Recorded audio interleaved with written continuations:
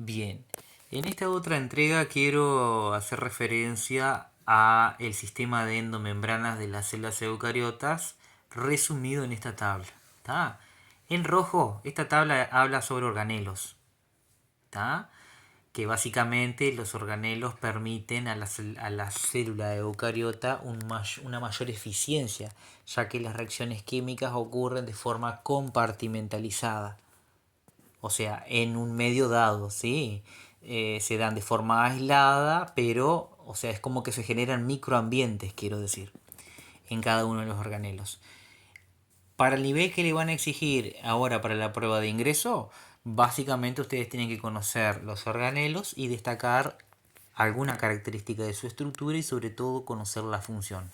Que están acá en las primeras dos, tres columnas. Miren, en rojo los organelos los podemos clasificar en membranosos. ¿Qué significa que sean membranosos? Si hay en rojo membranosos, todos esos que están detallados ahí en esa columna, organelos, núcleo, retículo rugoso, retículo liso, parte de Golgi, mitocondrias, lisosomas, peroxisomas y vesículas, las vesículas que forman parte del tráfico vesicular, ¿no? Hay todo un transporte de ida y de vuelta todo el tiempo.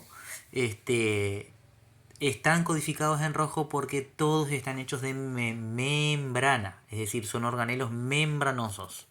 Ahora bien, los que están en azul, ribosomas libres, citoesqueleto, centríolos, nucleolo, también son organelos, pero no están hechos de membrana, por eso se clasifican como no membranosos, es simplemente eso. Pero a fines prácticos, toda esta columna de organelos están habitualmente en el interior de toda célula eucariota. Y cada uno de esos organelos presenta una estructura dada y una función específica que se le asigna. ¿Está? A ver, ¿cómo vemos? Por ejemplo, vamos a leerlo en este sentido, ¿verdad? De izquierda a derecha. Empecemos por el núcleo. El núcleo es lo que define a una célula eucariota, ¿no? Eucarión, núcleo definitivo, núcleo verdadero. En realidad el núcleo, estructuralmente hablando, corresponde a una doble membrana nuclear. Son dos membranas, no es membrana simple, es doble membrana, que van a dar esa estructura denominada núcleo. Y además, otro detalle, esa envoltura nuclear presenta, además de ser doble, presenta poros, presentan complejos de poro.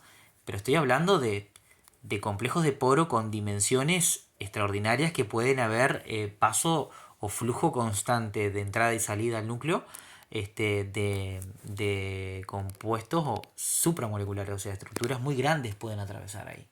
¿Tá? ¿Y la cromatina qué cosa es para el núcleo?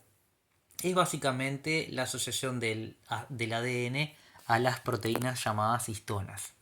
¿Se preguntaron alguna vez cómo hace una macromolécula que mide kilómetros y kilómetros y kilómetros, como es el ADN, para guardarse en un núcleo de una célula que es microscópica?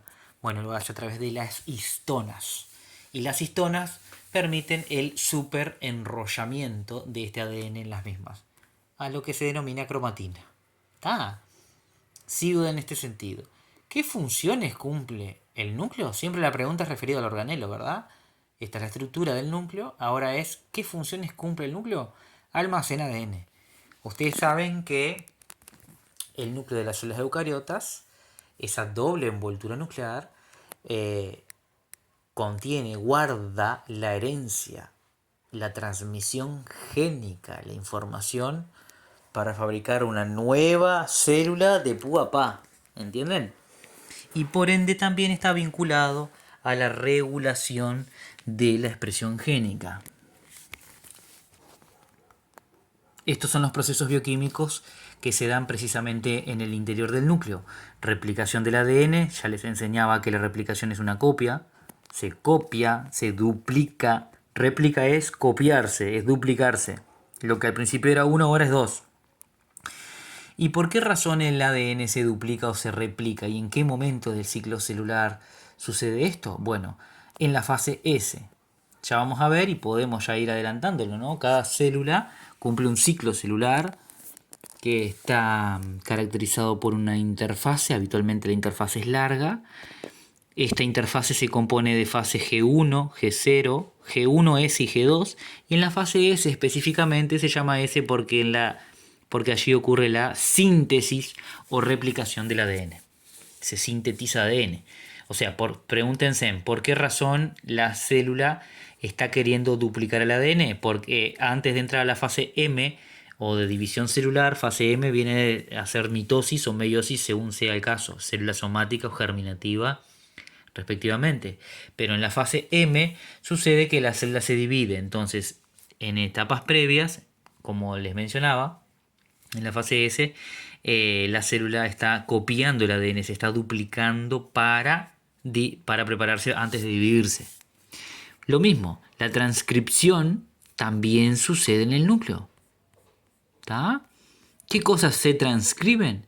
Genes que hacen al ARN mensajero, también el de transferencia y el ribosomal. No se olviden que en el propio núcleo, el núcleo como organelo, pero al final podemos ir a ver al nucleolo, que sabemos corresponde a una región densa en el nucleoplasma, o sea, en el interior del núcleo, y que está vinculado a la síntesis, el nucleolo, que les enseñaba en las neuronas, es muy característico observar nucleolos que sean evidentes a la observación microscópica, incluso en algunas neuronas hasta 2 nucleolos. Bueno, ¿qué sucede en los nucleolos? Nucleolos, síntesis de ARN. ¿De cuáles? De los 3. De todos. En particular del ARN ribosomal y el ensamblaje de las subunidades 50 y 30S, si mal no recuerdo. No me di cuenta de ponerlo arriba inmediatamente, pero está. En fin, continuando. Entonces, esta es la manera sistemática que ustedes tienen que aprender a leer sobre una tabla de doble entrada o contingencia, cualquiera sea. De izquierda a derecha. En este sentido, siempre refiriéndonos a los organelos. Por ejemplo, RER rugoso, el retículo endoplasmático rugoso. Desde el punto de vista estructural, ¿cómo está compuesta es la pregunta? Son sacos membranosos con ribosomas adheridos. Se pegan los ribosomas a los sacos. ¿Qué sucede en el RER? Bueno, es el organelo de la síntesis de proteína, pero no es para síntesis de proteína de cualquier proteína. Estas proteínas están marcadas, es decir, tienen un destino. Síntesis de proteínas de secreción significa que son para fuera de la célula, o si no es de secreción es para la membrana plasmática, pero en definitiva es para, siempre lo digo de la misma manera, es para fuera de la célula. ¿Se entiende? Insisto, la proteína que se fabrica en el RER tiene 2 posibles destinos. O es una proteína de secreción, podrá ser una hormona, por ejemplo, podrá ser una enzima, por ejemplo, o es una proteína que va a quedar en la membrana plasmática como parte integral. ¿Cuáles son los procesos bioquímicos que se dan entonces? Traducción, la traducción que hablábamos del dogma central de la biología. Traducción, ¿qué significa traducir? Se traduce el ARN mensajero a proteínas. Por eso es una redundancia decir traducción proteica, pero ayuda a memorizar. Plegamiento inicial y glicosilación también de estas proteínas. Vamos con el retículo liso. Muy preguntado sobre todo en células que se dedican a la síntesis de hormonas esteroideas. Es decir, les estoy adelantando que en el retículo liso se sintetizan, así como en el rugoso se sintetizan proteínas, en el liso se sintetizan lípidos. ¿Qué lípidos? Todos los lípidos. Colesterol, fosfolípido, el que te guste. En el retículo liso. Estructuralmente el retículo liso es una estructura tubular, carente de ribosomas. Justamente es liso. Lo de liso y rugoso es, rugoso está presente el ribosoma, liso no está presente el ribosoma. ¿Se entiende? Y el ribosoma es necesario para la síntesis de proteína, por lo tanto esto no está emparentado con síntesis de proteína, me refiero al retículo liso. Continuando.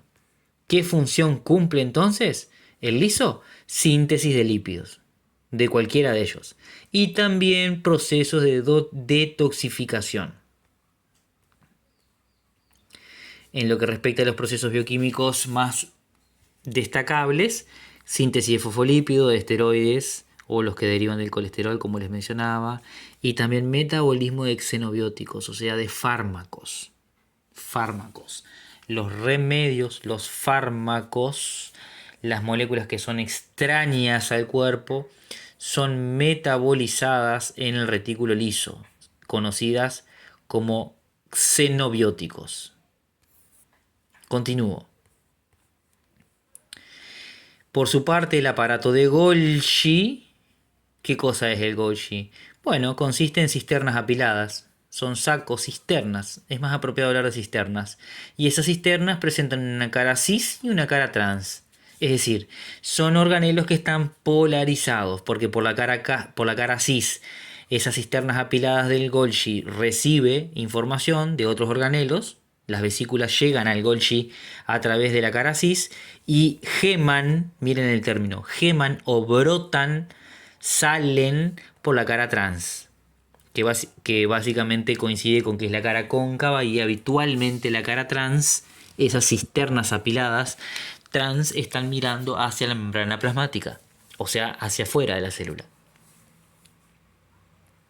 Bueno, ¿cuáles son las funciones que se dan en el aparato de Golgi? Modificación, clasificación y empaquetamiento de proteínas. ¿Ok? Se etiquetan las proteínas. Y los procesos bioquímicos a destacar en el Golgi: glicosilación, sulfatación, formación de vesículas. Glicosilación significa básicamente ponerle un azúcar.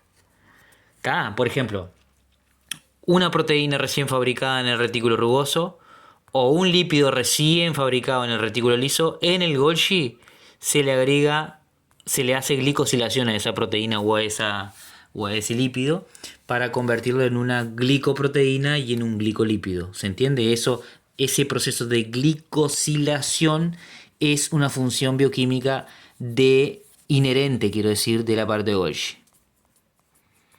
Mitocondrias. Pregunta de examen, ¿no? Es la central metabólica por excelencia.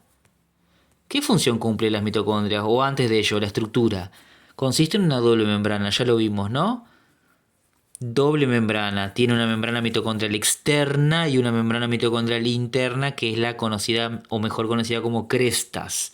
Se pliega y esos pliegues, esas crestas, se denominan así. Un detalle. ¿Sabían ustedes que las mitocondrias presentan ADN propio? En la matriz mitocondrial, en el interior, en el corazón de la mitocondria, hay las mitocondrias, estos organelos, tienen su propio código genético, lo cual le da bastante independencia funcional, ¿verdad? Si te preguntan cuál es la función de las mitocondrias: producir ATP, producir energía en forma de ATP.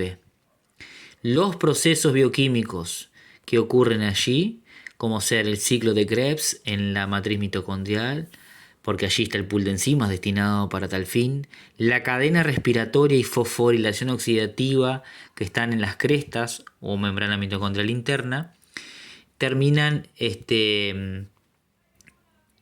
dando un rendimiento energético final, un balance neto final, de entre 34 y 36 y 38 ATP, si mal no recuerdo.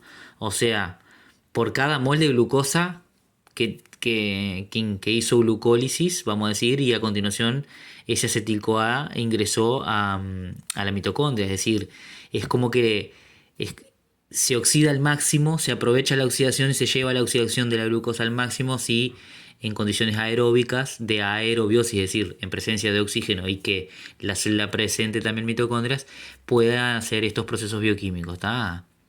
Repito, ciclo de Krebs en la matriz mitocondrial y cadena respiratoria y fosforilación oxidativa suceden en las crestas mitocondriales. Pregunta de examen. Lisosomas. ¿Qué te pueden preguntar de los lisosomas? ¿Qué células piensan ustedes que tienen un mayor o hiperdesarrollo de lisosomas? Se van a dar cuenta. Estructuralmente los lisosomas son vesículas con hidrolasas o enzimas hidrolíticas. O sea, los lisosomas en su interior tienen enzimas que digieren. Como ven ahí, esas enzimas están destinadas para la digestión intracelular, para eliminar partículas.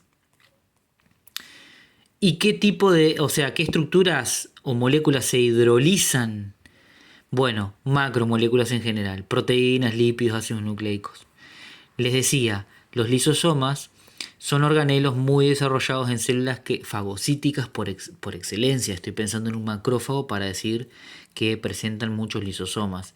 Estoy pensando en un hepatocito para destacar la función energética como central metabólica de las mitocondrias. ¿Entienden? Es decir, cada célula, estoy pensando acá en el retículo liso, en una célula epitelial productora de hormona esteroidea. ¿Entienden a lo que voy?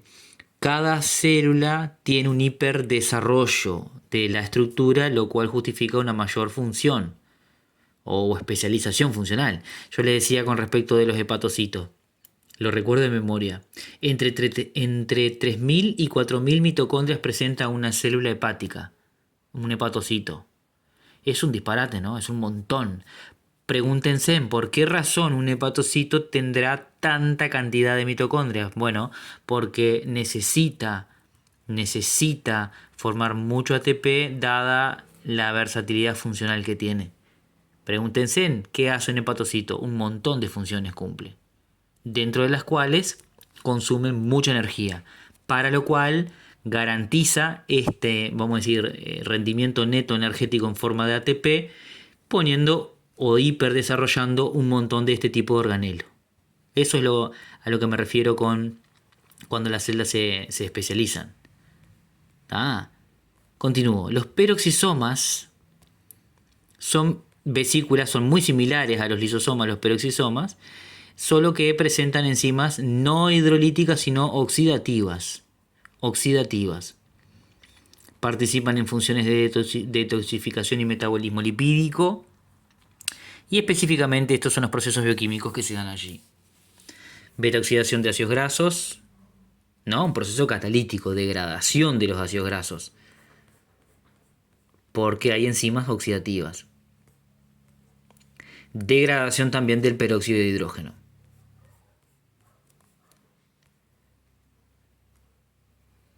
Bien, y ya finalizando, las vesículas son pequeños sacos membranosos, mismo material que la membrana plasmática, Participan estas vesículas en el transporte intracelular.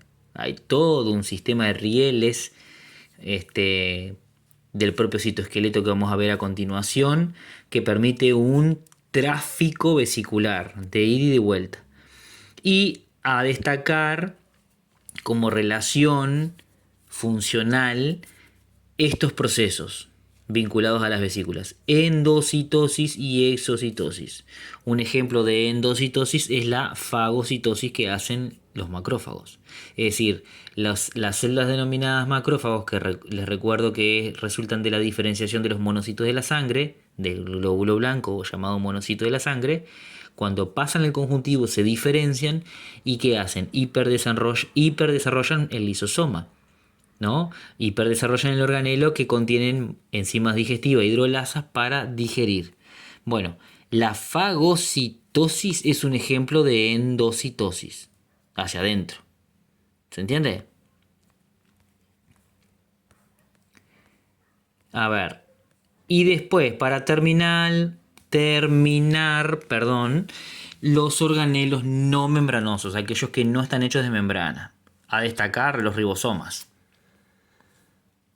Complejos de ARN y proteínas, como ya saben, son dos subunidades habitualmente que son necesarios su ensamblaje para su correcto funcionamiento. Ya saben que la función de los ribosomas es, pregunta de examen, síntesis de proteína. Ustedes dirán, pero ¿y no vimos que la síntesis de proteína también ocurría acá? ¿En el retículo rugoso? ¿No dijimos eso? ¿En el rugoso? Sí, pero acá lo que cambiaba era el destino. Mientras el rugoso destina esas proteínas son proteínas de secreción o para la membrana, cuando estamos hablando de síntesis de proteínas acá, de los ribosomas libres, estamos hablando que esas proteínas son para la célula, para el interior de la célula. Por eso esos ribosomas libres en el citoplasma o en el citosol, como quieran llamarle, sintetizan la proteína y la proteína se queda ahí. Es para el interior de la célula. Capaz que es una estructura necesaria que hay que reponer y, ¿se entiende? Esas proteínas se fabrican entonces a punto de partida de ribosomas libres, no unidos a sacos que configuren retículo rugoso. Bueno, y ahí está el fenómeno de traducción en el citosol. Pregunta de examen: ¿en qué compartimiento se da la síntesis de proteína? Básicamente dos, y va a depender de si es ribosoma libre, citoplasma o citosol, es la respuesta. Si es retículo rugoso, entonces ya saben. Bien, 20 minutos de clase, está buena la orientación. Concluyo. Del citoesqueleto, que están clasificados también como organelos no membranosos, a destacar las proteínas del citoesqueleto son estas, ¿no? Los microtúbulos, filamentos intermedios y los filamentos de actina. Básicamente y de forma genérica dan función o prestan función de soporte estructural, o sea, le dan un armazón a la célula, y aquellas estructuras dinámicas como ser los microtúbulos y los filamentos de actina, que son estructuras dinámicas, como digo, dan lugar a movimiento celular. Dinámica de polimerización, esto es, que se agregan subunidades y se agregan y se sacan, por un extremo se sacan, por otro se agrega, y entonces en este sentido la estructura crece. Tubulina es la proteína de los microtúbulos. Bueno, y la actina también tiene propiedades de polimerización. Por eso decía, tanto los microtúbulos como los microfilamentos de actina son estructuras dinámicas del citoesqueleto porque tienen esto de polimerizarse. Se pueden ensamblar in vivo y desensamblar. Ahora, los filamentos intermedios son más bien estáticos, corte armazón. Y por supuesto, lo que mencionaba, estas estructuras del citoesqueleto forman parte o dan lugar a el tráfico vesicular, el movimiento, el transporte de las vesículas. Bien, y para concluir, los centríolos, importante, los centríolos son estructuras cilíndricas pares de microtúbulos con esa relación 9 en 3, 9 por 3. ¿Y los microtúbulos dónde los vemos? Bueno, ¿dónde se estudian? Se estudian fundamentalmente a la hora de la división celular. En ese momento son evidentes, se pueden observar centríolos, un par de centríolos dispuestos uno con respecto al otro en sentido perpendicular. Son estructuras huecas. En la división celular es donde aparece el centríolo porque es básicamente a partir de los centríolos se van a organizar y formar los llamados usos mitóticos de microtúbulos que van a dar ensamblaje a los cromosomas para después traccionar y dar y repartir el material genético. En la división celular, insisto, los centríolos aparecen o se estudian en la división celular, sea mitosis o sea meiosis. Organización del uso mitótico, como decía. ¿Está? Y el nucleolo, lo que adelantaba hoy junto al núcleo, es sitio de síntesis de los ARN.